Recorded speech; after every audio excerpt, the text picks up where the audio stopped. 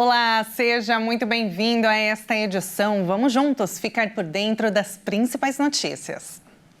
A Receita Federal liberou a consulta ao quinto e último lote de restituição do imposto de renda.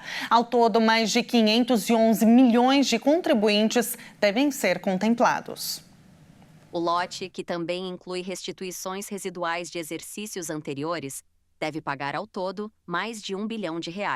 Os pagamentos serão feitos a partir de 30 de setembro. Segundo a Receita Federal, mais de 86 mil contribuintes domiciliados no Rio Grande do Sul foram priorizados e vão receber suas restituições neste lote, devido ao estado de calamidade decretado no estado. Para fazer a consulta, o contribuinte deve acessar a página da Receita na internet e clicar na opção Meu Imposto de Renda ao realizar a consulta.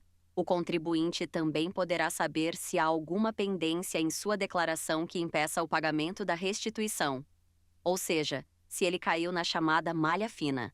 Para saber se está na malha fina, os contribuintes também podem acessar o extrato do imposto de renda no site da Receita Federal no chamado ECAC, o Centro Virtual de Atendimento. E de acordo com o levantamento da Receita Federal, mais de 600 mil declarações do imposto caíram na malha fina. O número representa 2,5% do total das declarações. Ao todo, foram entregues pelos contribuintes 45 milhões e 200 mil declarações neste ano. Mas o contribuinte pode corrigir a declaração ou comprovar as informações declaradas por meio do site da Receita Federal. O cálculo foi feito com base nos números das restituições liberadas pela Receita Federal nos 5 lotes, já que 60% do total de declarações entregues tem imposto a restituir. O índice de documentos retidos pode ser o menor da série histórica. Nesta semana foi aberta a consulta ao quinto e último lote de restituição. Com esse lote, a Receita conclui o pagamento das restituições que não apresentaram inconsistência. As documentações com inconsistências têm diminuído ao longo dos anos, segundo a Receita. No ano passado, foram retidas em malha 1 milhão e 300 mil restituições com alguma pendência. A estimativa da Receita era que neste ano menos de 2% das declarações enviadas ficassem retidas.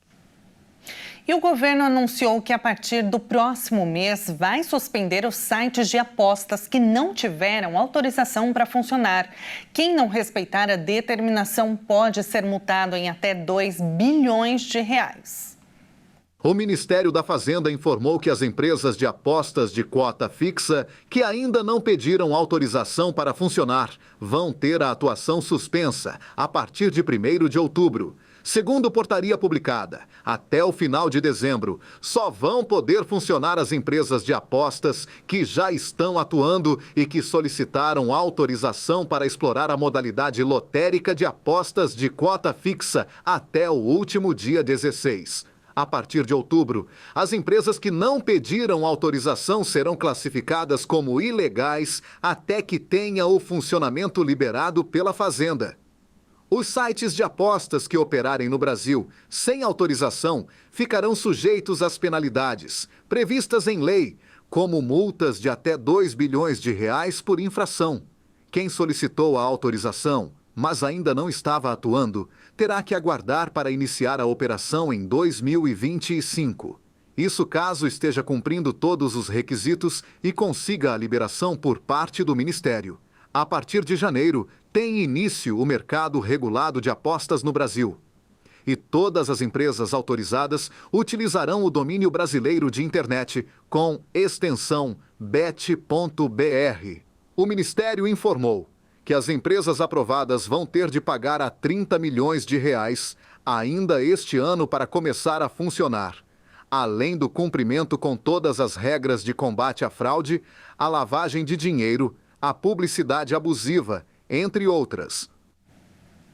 E o Ministério da Educação prepara uma proposta para banir o uso de celulares nas escolas. A medida deve ser válida para todas do país, tanto públicas quanto privadas. A declaração foi dada pelo ministro Camilo Santana. Segundo ele, o MEC trabalha na elaboração de um projeto de lei pois uma recomendação seria muito frágil. Inclusive, a medida deve oferecer às redes de ensino segurança jurídica para implementar as ações que estudos internacionais já apontam como mais efetivas, no sentido do banimento total dos celulares nas escolas, que defendem, inclusive, a importância de um recreio livre de aparelhos para o desenvolvimento de habilidades socioemocionais e a redução do cyberbullying. Segundo Santana, alguns estudos mostram que o banimento tem impacto positivo não apenas na atenção em sala de aula e no desempenho dos estudantes, mas também na saúde mental dos professores.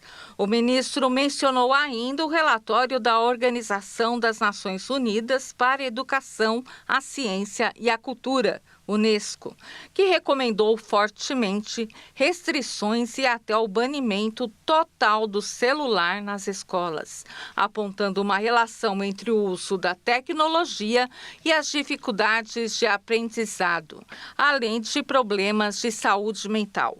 O documento indica que entre 4 países já proíbem ou têm política de redução de celular em sala de aula.